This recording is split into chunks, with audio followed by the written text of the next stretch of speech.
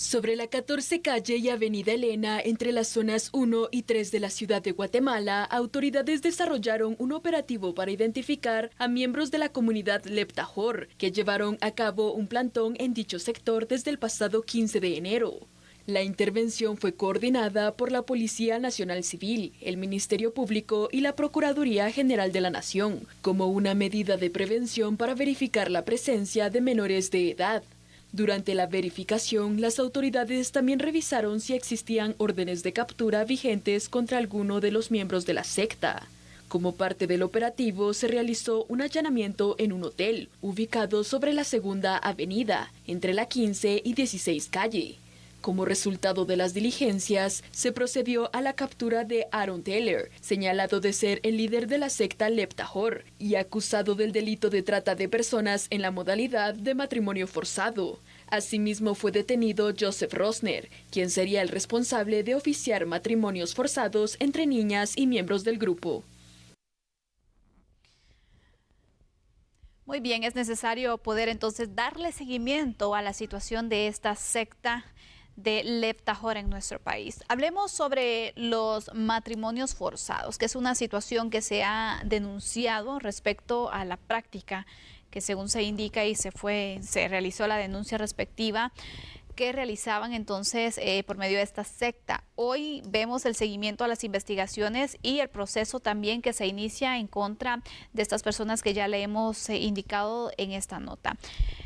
Pero lo grave también de este tipo de prácticas, Fernando, es lo que hoy nos trae al análisis y creo que es oportuno poderlo tratar. Este tema de matrimonios forzados en los últimos años es una práctica que estaba sucediendo, pero no es algo que veas constantemente, pero existe. Claro. Y para iniciar con el análisis, yo quiero saber que tú nos puedas explicar qué dice la legislación guatemalteca respecto a matrimonios, por ejemplo, con menores de edad, y sobre todo los matrimonios forzados. ¿Cómo está nuestra legislación respecto a estos temas? Bueno, hay que tomar en consideración que nuestra ley es clara y taxativa en función de lo que significa la protección a los menores de edad, pero por sobre todo con este tipo de costumbres que muchas veces están arraigadas, pero en otras latitudes del mundo, aquí en Guatemala no.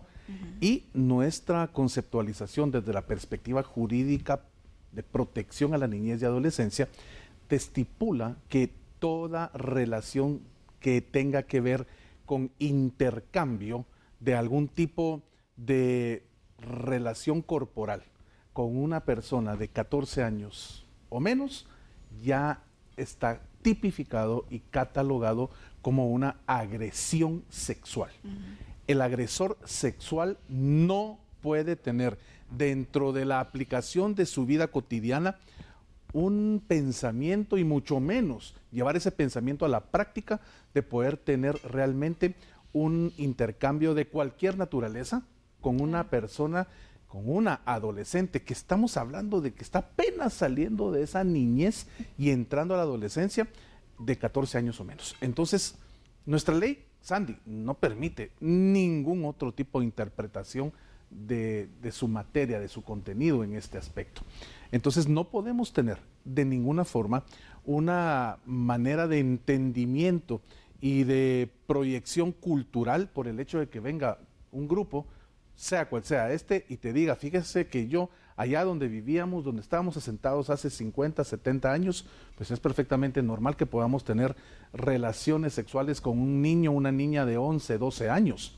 No puede ser eso viable en una sociedad con una doctrina, con una jurisprudencia, con una ley ordinaria y con una ley constitucional, claro, enmarcada y enfocada a la protección de los niños y de los adolescentes. Entonces, y no es justificación, jamás eso tampoco va a existir esa justificación. No, y aparte de eso, también algo que tenemos que tener claro es que al lugar donde vayas a vivir tienes que ver precisamente cómo está la legislación y cumplir, claro, ¿no? Porque no es que el país se va a adaptar a ti, sino tú te tienes que adaptar también dentro de lo que cabe, especialmente el área legal, ¿no? Que es algo que sí o sí lo tienen que cumplir todas las personas, nacionales, extranjeros. Entonces, no hay justificación al respecto.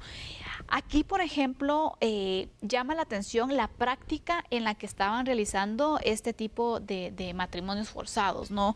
Según las denuncias y las investigaciones que pues ahora ya iniciaron con este caso, que serán procesadas estas personas. Pero, ¿cómo llegar a este punto?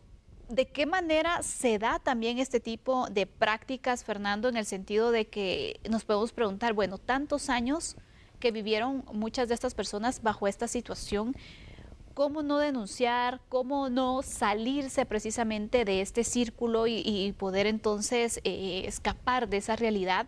Sabemos que es una situación muy difícil en las cuales poco a poco las van envolviendo a estas personas y pues llegan a quedarse bajo esta situación y les pintan una realidad que no es la que se merecen, ¿no? Una violación a sus derechos fundamentales que está justificada con prácticas, por ejemplo, temas de culto, religión, claro, y demás. Entonces es muy difícil poder comprender esta situación. Cualquiera desde afuera puede decir, pero ¿cómo estuvieron tantos años aceptando esta situación? No es que lo estén aceptando, es que poco a poco también, y no sabemos la manera en la que operan también estos líderes de esta secta. Claro. Mira, has dado una explicación muy directa de cómo esa forma de vida, ese modus vivendi, puede llegar a tornarse de una forma y pues una comprensión desde la perspectiva de lo normal para estas personas que están acostumbradas a manejarse dentro de ese pequeño círculo y dentro del área territorial que han tomado pues como porción de tierra para vivir. Ahora bien, el hecho de que ellos estén como una secta, estén como un grupo habitando en un espacio territorial determinado, no significa que la ley guatemalteca no les aplique en un 100% a lo que ellos puedan estar generando y haciendo en su vida cotidiana. No significa para nada el hecho de que sus costumbres, que puedan venir de otro tipo de forma de vida, otro tipo de forma de aplicación de una norma religiosa que dista mucho de la que nosotros tenemos en nuestro país, naturalmente va a hacer que en algún momento pues puedan generarse problemas entre este grupo y la sociedad guatemalteca con la que voluntariamente están conviviendo en ese territorio que han decidido ellos tener para poder pues mantener sus costumbres. Sin embargo, la aplicación de la norma es idéntica para todos. Claro. No importa qué tipo de ancestro puedas tú tener, no importa qué tipo de creencia religiosa puedas tú profesar, no importa cuál sea la nacionalidad de la cual tú provienes, la norma jurídica del lugar, por el espacio, por el territorio donde tú estás cohabitando con una sociedad que se rige a una ley específica, tú como extranjero tienes que regirte a esa norma. No puedes en ningún momento llegar y decir, es que lo que sucede es que mis costumbres, que incluso datan de siglos atrás, a mí me permiten hacer esto. Perfecto, pero eso es en el territorio donde ustedes tal vez vivían ya hace mucho tiempo. ¿Por qué no viven allá y ahora viven acá? Porque la problemática que generaron allá, por supuesto, es por esas circunstancias que al final se vuelven realmente de extrema aplicación.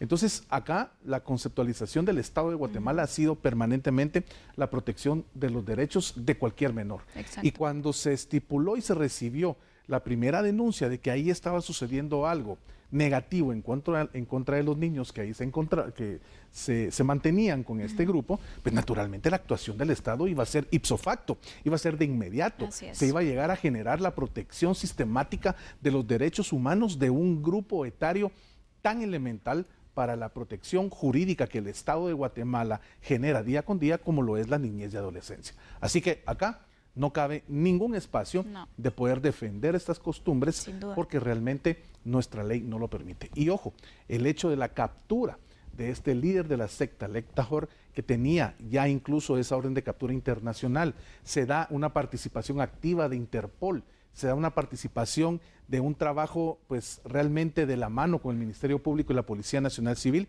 definitivamente nos explica cómo lamentablemente este tipo de tradiciones y costumbres basadas en religión y muchas veces costumbres que distan mucho de tener una correlación con la del lugar a donde ellos llegan, pues ha generado este tipo de situaciones que lamentablemente hoy pues tienen en estos espacios a no solo los miembros de la secta, que obviamente sabemos que están con una incomodidad total por lo que están viviendo, sino en general a la sociedad guatemalteca. Exactamente, gran situación y gran caso también el que se nos viene, ¿no?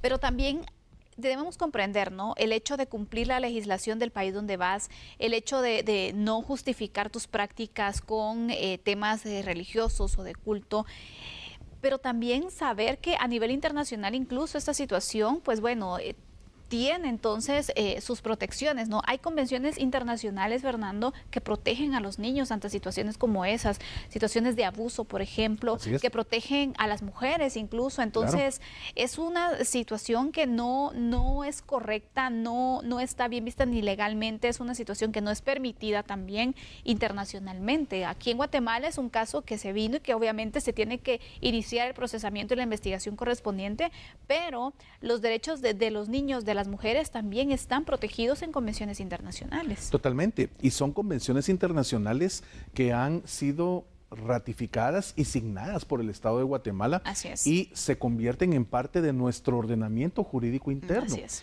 Nuestro artículo 44 y 46 de la Constitución permiten que todo este derecho que tiene una preeminencia internacional y de aplicación sistemática para todo lo que significa protección de derechos humanos, automáticamente esos dos artículos le dan el ingreso a nuestro sistema jurídico para que pueda realmente utilizarse como base legal a la hora de defender el espacio de cualquier persona, adulta, adulta mayor o incluso, lo más importante en este caso, adolescentes y niños que puedan llegar a tener vulnerabilidad en sus derechos por la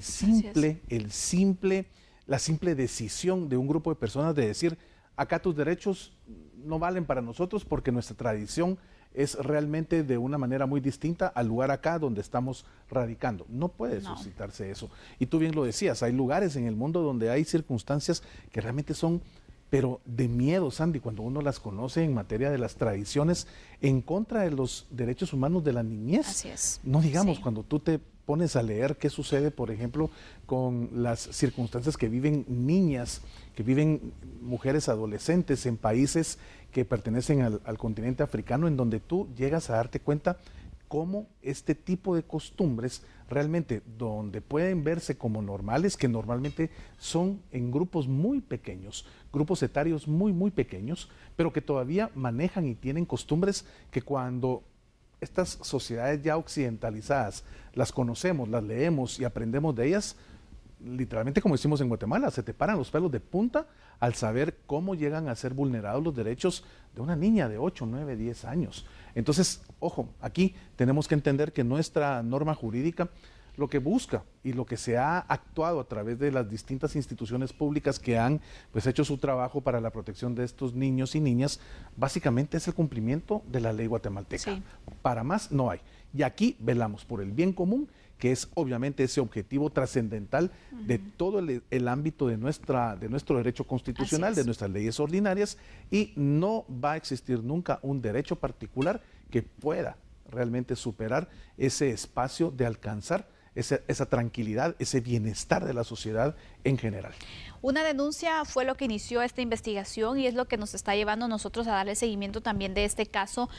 Hoy hablamos del Leptajor, pero realmente están pasando situaciones, a lo mejor no de culto, pero como de costumbres también en nuestro país. Y mira, yo creo que el gran desafío de Guatemala es poder acabar con este tipo de prácticas. Y te lo digo porque a veces, no sé si en algún momento ustedes han encontrado algo, pero yo escuché y conocí a una persona ya grande que decía que su papá le había dado por una deuda, imagínate. Este tipo de situaciones también son situaciones que no sé si culturales o cómo llamarlas, pero sí realmente son situaciones que no están permitidas legalmente en nuestro país. El punto aquí es que no se denuncian. Entonces, si no se denuncian, no se pueden dar seguimiento y tampoco se puede ver como algo ya normal o algo que ha pasado, sino que es una situación que merece ser investigado y merece también frenar este tipo de prácticas. Entonces, el Estado de Guatemala, tanto como los países en el mundo, tienen el desafío de poder acabar, de poder frenar este tipo de casos de matrimonios forzados, como lo que estamos viendo actualmente, ¿no? Ves a una niña que tiene apenas 7, 8 años y ya está yéndose, como dice el derecho, a yacer en cama con un adulto de 38, 40, 45, 55 años.